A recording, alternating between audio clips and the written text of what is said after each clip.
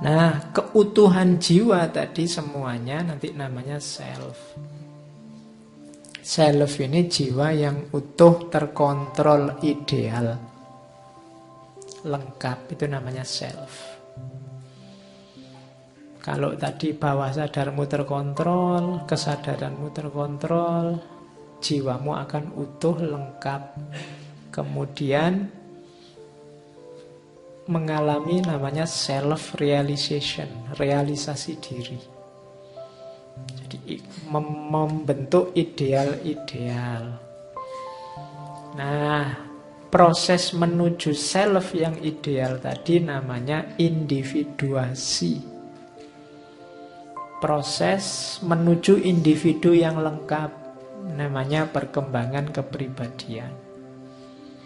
Realisasi diri. Jadi pahami dirimu ternyata punya potensi macam-macam dan banyak, wujudkan itu. Itu membentuk pribadi yang utuh, namanya self. Prosesnya namanya individuasi. Saya agak cepat ya. Terus tahapnya ada tahap anak-anak, ada tahap remaja, ada tahap paruh baya, ada tahap tua. Ini sebenarnya ada batas umurnya. Tapi kadang-kadang ada orang yang sudah tua masih bergaya anak-anak, belum mateng, atau ada yang masih anak-anak kok rodok mateng. Nah, yang pertama childhood ini anak-anak. Anak-anak ini potensinya masih utuh, cuma kesadarannya rendah. Biasanya kalau levelnya masih anak-anak, kepribadiannya diarahkan untuk hal-hal yang menjamin dia bisa hidup. Latihan survive, itu anak kecil, makan, seneng-seneng urusannya. Kalau pemuda, saya tidak tahu kalian masuk pemuda apa sudah tua. Kalau pemuda itu kesadarannya sudah penuh, cuma penghayatannya yang belum.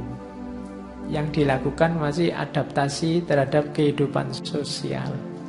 Insting-insting dasar kehidupannya mulai utuh. Semangat, gairah, dan impulsif itu sama, bergairah. Mulai belajar untuk hidup yang sebenarnya, itu anak muda. Harusnya begitu. Saya tidak tahu apa ada anak muda yang tidak bergairah, tidak bersemangat, tidak impulsif. Tapi sebenarnya pasti begitu. Kok ada yang malas, Pak? Ya enggak, itu bersemangat untuk malas berarti. Ya. Saya sedang semangat sekali, Pak, untuk malas. Ya wis. Enggak apa-apa. Itu cirinya anak muda. Terus yang paruh baya, middle life, itu penuh kesadaran ya 35 sampai 40 lah. Makanya tadi saya tanya, jangan-jangan ada yang sudah 35 meskipun masih jomblo. Nah, dia sudah masuk paruh baya. Biasanya puncak-puncaknya ada di middle life ini. Cuma kalau itu grafik, middle life ini grafik yang setelah puncak terus turun. Sampai akhirnya berakhir di old age, tua. Jadi belajar filsafat itu paling mantap ada di middle life.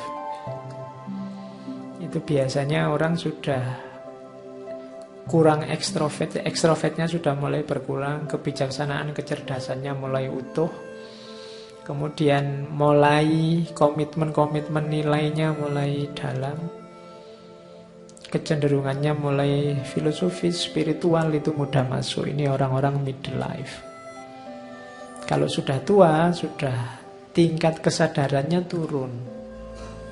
Meskipun kualitasnya mungkin masih puncak, tapi tingkat kesadarannya turun, ya fisiknya juga sudah turun. Ini tahap-tahap perkembangan kepribadian, prosesnya tidak bisa diulang. Maka manfaatkanlah tahap-tahap hidupmu secara maksimal dan optimal.